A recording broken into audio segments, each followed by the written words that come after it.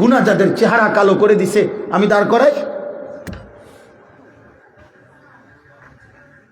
হ্যাঁ, উলঙ্গ ছবি, নর্তকীর নাচ, জিনা ব্যভিচারের দৃশ্য যাদের চেহারা কালো বানায় ফেলছে আমি এখন দাঁড় করাই? কার মতো চুল রাখছো এই বেটা? যারা মুশরিক বেঈমানের মতো চুল রাখছো, তোর বাপ নাই? তোর ঘরে মা নাই? তোকে কেউ সৃষ্টিকর্তা নাই তোর? বল বেটা, একটা ছেলে বল বেটা, প্রতিবাদ কর বেটা, দাঁড়া। তোর বাবা মুসলমান না বেঈমান? বল বেটা।